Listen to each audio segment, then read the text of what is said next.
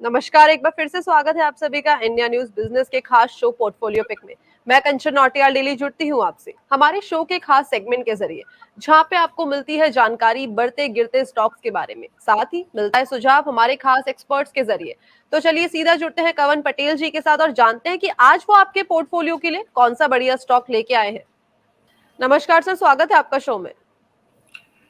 नमस्कार Kanchan ji, thank you for having me on your show. जी sir, कौन सा स्टॉक लेके आए हैं व्यूअर्स के पोर्टफोलियो पिक के लिए जो आने वाले टाइम पे अच्छा खासा मुनाफा दे सकता है? जी, जो आज मैं स्टॉक के बारे में बात करने वाला हूँ वो है फेडरल बैंक के बारे में बात करने वाला हूँ। कंपनी के अगर बेसिक्स के बारे में बात करें तो सर कंपनी का एक बार बेसिक का ओवरव्यू दे दीजिए। जी, फेडरल बैंक एक mid size private sector bank consider की जाती है। तो बैंक के अगर हम लोग बेसिक्स बिजनेस के बारे में बात करें तो कंपनी की 12,890 करीबन ब्रांचेस है, करीबन 1885 एटीएम्स में काम कर रही है और 24 स्टेट में वो पूरे ऑल ओवर इंडिया में डिस्ट्रीब्यूटेड है। और कंपनी की अगर हम लोग लोन बुक के बारे में बात करें, जो बिजनेस बैंक का मेन बिजनेस लैंडिंग का रहता है, तो उसमें हम लोग अगर बात करें तो 55% जो लोन बुक है वो रिटेल लोन से आता है, रिटेल बैंकिंग से आता है। 45% जो लोन बुक है उन लोगों की वो होलसेल यानी कि जो कॉर्पोरेट लैंडिंग हम लोग बोल सकते हैं उसमें से आती है। और उसमें से अगर हम लोग डिस्ट्रीब्यूट करें 45% में, तो उसमें से तकरीबन 13% एग्रीकल्चर लोन रहती है, 10% बिजनेस लोन रहती है और 10% कॉमर्शियल बैंकिंग रहता है। तो एक वेल डाइवर्सिफाइड उनका पोर्टफोलियो है। अगर हम लोग बाकी कैपिटल एडिक्वेसी रेशियो के बारे में बात करें तो तकरीबन 15.77% कैपिटल एडिक्वेसी रेशियो है। जी, तो कंपनी के बेसिक्स के बारे में कवन जी ने हमें बता दिया है, कंपनी के क्या बेसिक्स है, साथ में कंपनी का एक्सपेंशन कहाँ तक है, किन किन जगहों पे कंपनी अभी तक एक्सपैंडेड ऑलरेडी हो चुकी है। सर बेसिकली आप फंडामेंटल्स की बात करें कि कंपनी का जो शेयर होल्डिंग पैटर्न है वो क्या है, या return on capital, return on equity या पी रेशियो कंपनी का हो गया, वो किस तरीके के दिख रहा है इस टाइम पे?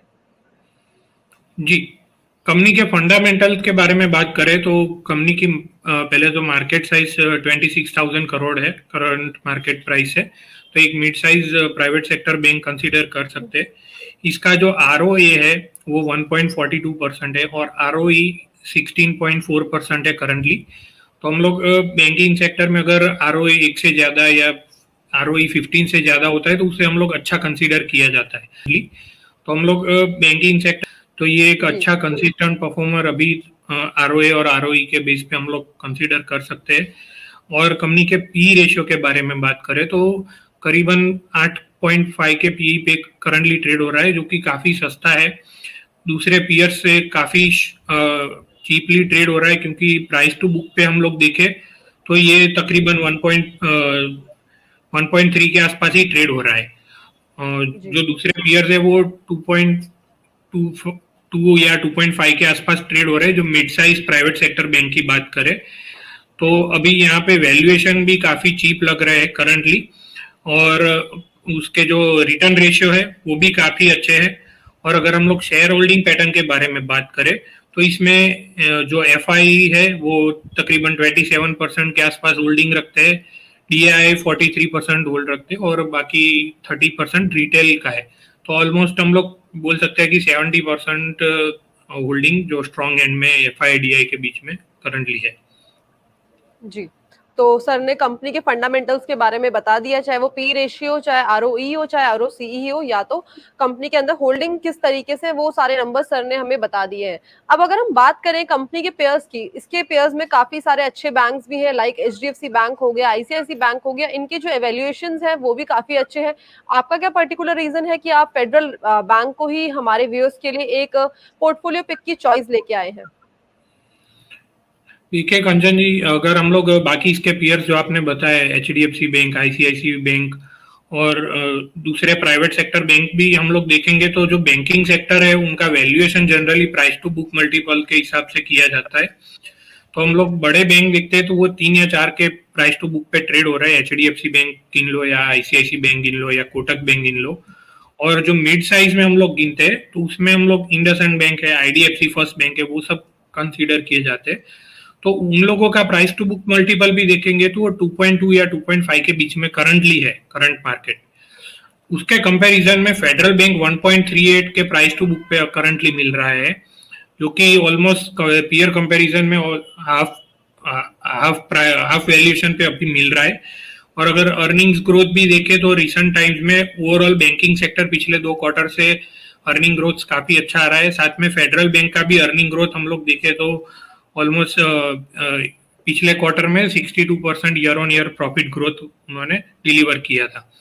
और वैल्यूएशन भी काफी रीजनेबल करंटली लग रहा है। तो इसीलिए क्योंकि मार्केट पिछले 2-3 महीनों में काफी रनअप आ चुका है तो ये बैंक अभी वैल्यूएशन वाइज रीजनेबल वैल्यू लग रहा है, जिसमें इन्वेस्टर को आगे जाके अच्छा मुनाफा होने के चांसेस है।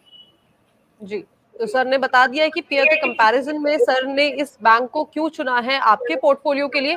सर इस टाइम पे करंट लेवल चल रहा है बैंक का 126 रुपीज, क्या मैं इन करंट लेवल पे बाइंग इनिशिएट कर सकती हूँ या किसी पर्टिकुलर लेवल के लिए हमें वेट करना होगा? नहीं, ये करंट लेवल काफी अच्छा है। हम लोग अगर चार्ट पे देखें तो ये नीचे में पिछले अगर हम लोग 2 क्वार्टर में देखें तो 140 और 120 के बीच में ही ट्रेड हो रहा है। तो नीचे 120 से नीचे ये प्राइस में नहीं जा रहा है। और पिछले ट्रेडिंग सेशन में ही 2-3% का मूव जस्ट बिगिन हुआ है 120 रुपीज से। तो वहां से एक सपोर्ट अच्छा मिल रहा है हम लोगों को। तो यहाँ पे अगर हम लोग इन्वेस्टमेंट के लेवल से भी अगर हम लोग बात करें तो नीचे अगर 110 रुपए के नीचे जाने के चांसेस बहुत कम लग रहे हैं, अनलेस की मार्केट ही पूरा बेयर मार्केट शुरू हो जाए तो वो जा सकता है। लेकिन 110 के नीचे जाने के चांसेस अभी करंटली कम लग रहे हैं। और यहाँ पे अभी मूव जस्ट बिगिन हुआ है।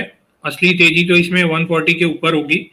तो यहाँ से मिनिमम अगर रेंज बाउंड भी रहता है तो भी 140 तक तो पहले जाएगा ही जाएगा। और ऊपर में अगर 140 क्रॉस हो गया तो ऊपर 175 रुपीज तक के लेवल भी यहाँ पे ये स्टॉक में हम लोग देख सकते हैं। जी, तो सर ने बता दिया ही कंपनी के टारगेट्स बता दिए हैं सर ने, साथ में टाइम ड्यूरेशन, कितने टाइम ड्यूरेशन में आपको देखने को मिल सकते हैं, किन लेवल पे आप बाइंग इनिशिएट कर सकते हैं। इसके अलावा कोई और इन्फॉर्मेशन कवन जी आप शेयर करना चाहते हैं व्यूअर्स के साथ? जी, ये हमने हमारे क्लाइंट को भी ये रेकमेंड किया हुआ है तो उनकी पोजीशन वहाँ पे हो सकती है और करंट प्राइस के आसपास या शायद इसके ऊपर ही दिया होगा, क्योंकि ये पिछले 2 क्वार्टर से स्टॉक ने परफॉर्म नहीं किया है।